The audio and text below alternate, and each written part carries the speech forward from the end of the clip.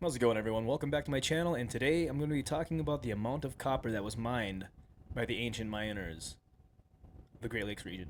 When I first started getting into the ancient copper culture of the Great Lakes region, and I started reading books, one of the first books that I had read about the ancient mining in the copper region was Prehistoric Copper Mining in the Lake Superior region by Dreyer and Du Temple, which was first published in 1961. In the book, it talks about Edwin J. Hobart, who discovered the Calumet conglomerate.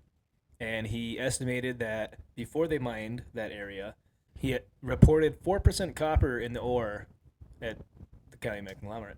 Later on at the Boston and Albany mines, between stamping and sampling the ore, they came up with a 14.5% copper in the ore itself.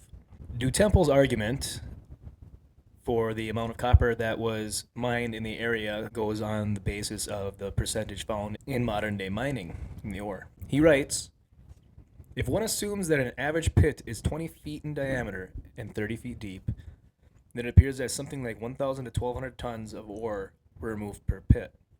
If the ore averaged 5% or 100 pounds per ton, then approximately 100,000 pounds of copper were removed per pit.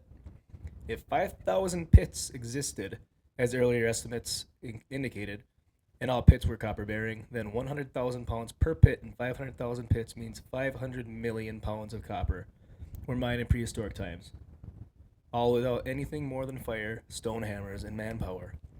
If the ore sampled 15%, and if more than 5,000 pits existed, then over 1.5 billion pounds of copper were mined. Now, mind you, this is just copper mined from the ground. That's not estimating the amounts of float copper that they found just laying around on the ground in Lake Superior, on the beaches, everywhere, in the rivers, all over the place. Obviously, over the years, there's been a lot of pushback on that. I've read articles and watched videos where mainstream archaeologists and geologists read books or watch shows that talk about this billions or billion or more than a billion pounds of copper being mined. And their argument is always the same. It's they don't know where this magical number came up from. They say, oh, there's no proof. There's nothing to even go off of. They just say a billion pounds and call it that. As I just read in Du Temple's book, they had a formula to where they thought how much had come out of the ground. These weren't just numbers that were thrown out there. Oh, 14% copper in the ore, or 5%. No, these were geologists and engineers that were doing the work on the ground. And people took their calculations from the ore and applied it to the ancient mining pits, which I think is a pretty decent, acceptable way to try to estimate something. In another book, Ancient Mines of the Kichigumi, by Roger Jewell, which was written in 2000, and he's had many revisions and second, third, fourth editions to his book, just because, you find something new is found and you got to change what you had wrong from the past. And what he has in his book is a table and some explanations talking about more modern new volume estimates based on the size of the mines in Du Temple's work. He was going by that all the mine pits were essentially around the same size, which they weren't. On Isle Royale alone, they figured there were just over 1,000 lode mines, which were the larger mines. And the lode mines make up for 99% of the volume of mining on Isle Royale. And then you have to account for the smaller pits, or potholes as they call them, which over time have been filled up by debris, and most people wouldn't notice other than just a dip in the ground. As you can see from the chart, the numbers he comes up with, the 3,000 for the number of mines, the minimum of 3,000 mines, that was the estimate of Dreyer, who wrote the first book I'd mentioned, along with Du Temple, that had come up with for mines in the area. Another man, Dr. Guthrie, who had also done his own research and work on the amount of copper mined in Michigan, he settled for 2,000 lode-type mines on Isle Royale, which are the larger ones. And then, in addition, he estimated 3,000 more on the Houghton Peninsula and mainland.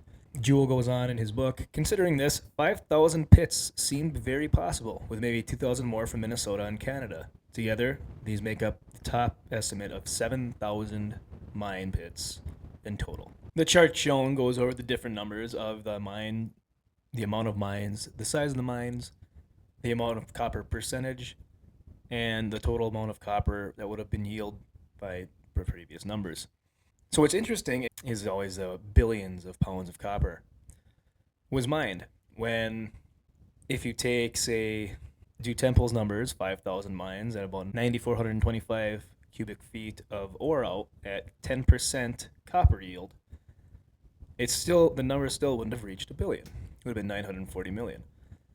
Now, that being said, there is a footnote on the table. It says actually 5 to 15%, resulting in 500 million to 1.5 billion pounds of copper.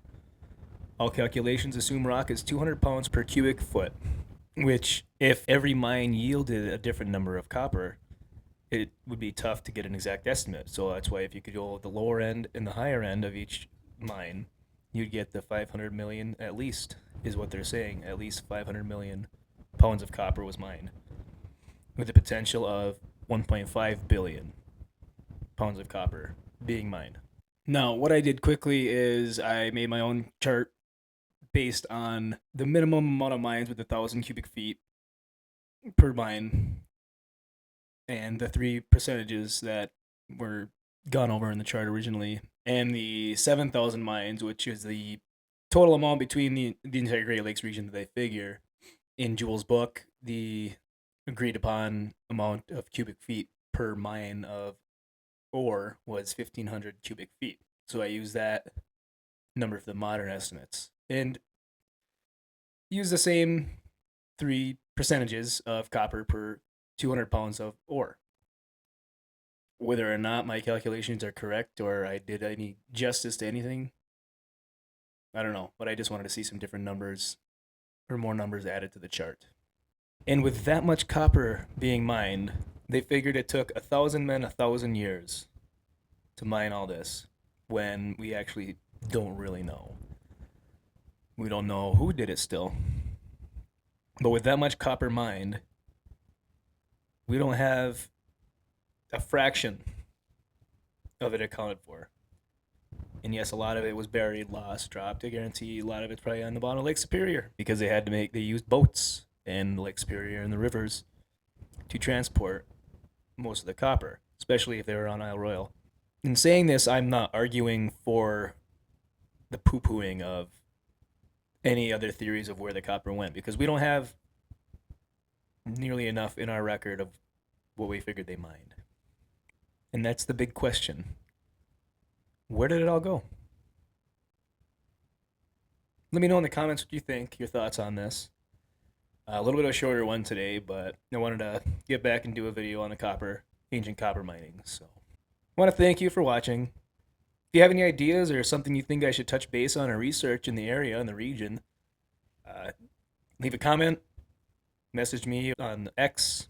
I'd be very interested in getting some more topics that I'm unaware of and something to look into in the meantime. So, once again, thank you very much, and we'll see you next time.